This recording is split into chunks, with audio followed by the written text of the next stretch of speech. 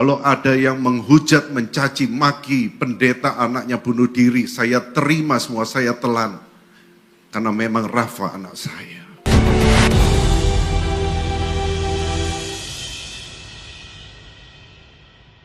Saya, pendeta Ronald Daniel, bersama dengan istri saya, Feliani Tenggara, kami adalah orang tua dari Rafael David Daniel, yang Bapak Ibu Saudara sekalian pasti sudah tahu beritanya.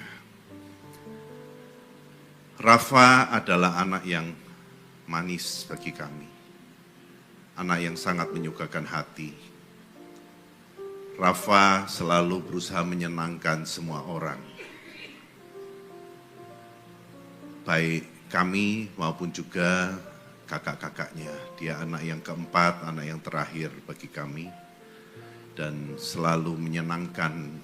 Tetapi kami sebagai orang tua tidak dapat melindungi dia 100%. Di luar rumah dia mengalami hal yang kemudian menyebabkan dia depresi.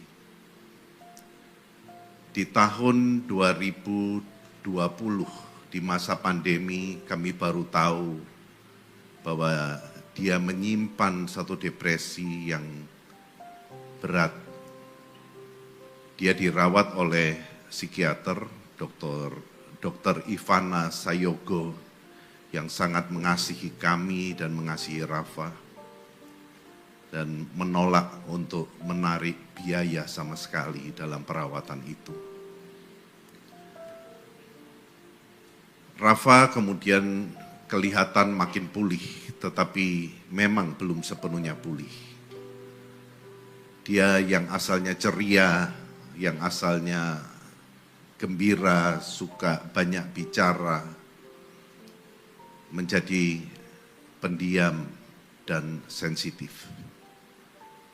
Ketika dia kuliah dengan begitu banyak kegiatan dan prestasinya baik, kami tidak menduga sama sekali kejadian ini akan terjadi.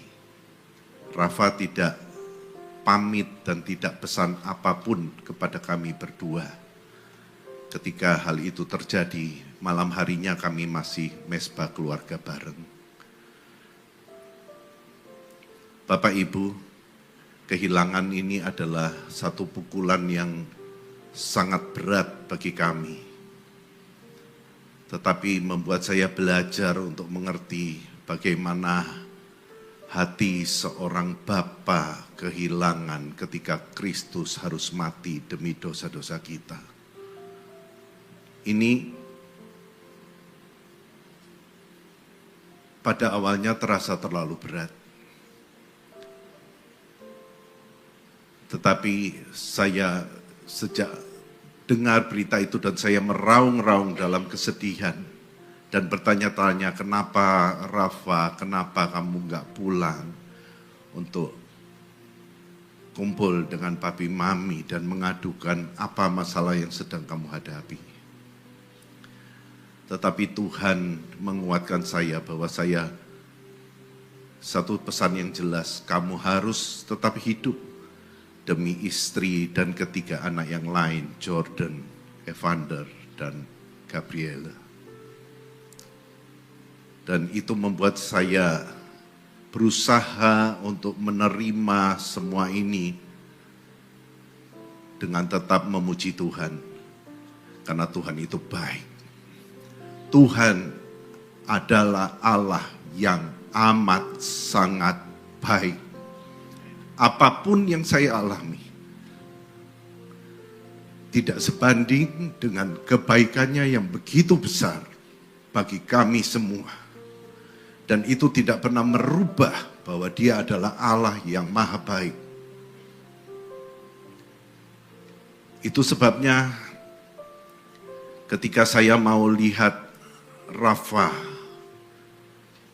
untuk terakhir kalinya, saya sempat dilarang dan dicegah oleh teman-teman yang tahu gangguan kesehatan yang sedang saya alami. Tetapi saya bilang enggak, saya harus lihat anak saya. ketika di ruang diadiasa, di ruang jenazah akan dimasukkan ke ruang S, saya minta diberi waktu untuk melihat dan ditanyai, Bapak kuat enggak? Saya harus kuat. Dia anak saya. Dan kemudian saya maksa melihat wajahnya. Wajah itu hancur, Bapak Ibu.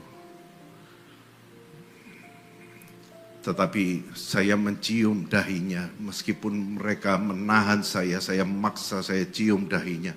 Saya rangkul Rafa.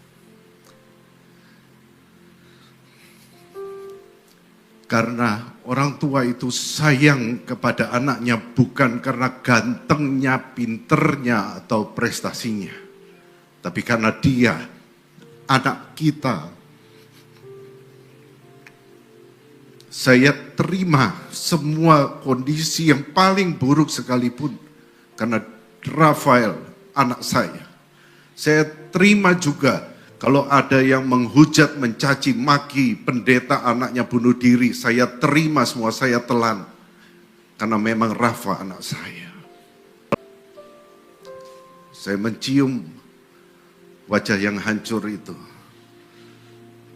Dengan mengatakan, papi cinta, papi sayang kamu selama-lamanya. Karena kamu anaknya papi.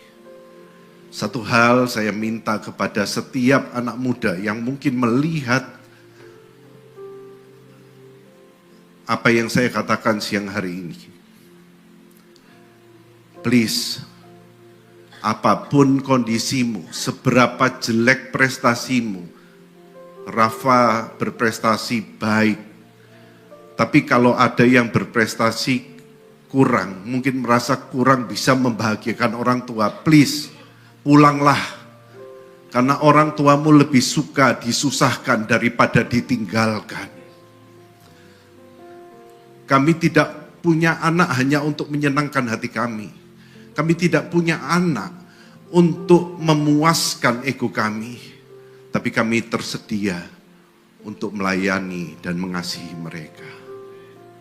Jadi please anak-anak, kalian harus pulang ketika punya masalah. Bicaralah dengan orang tuamu. Dan para orang tua, ayolah.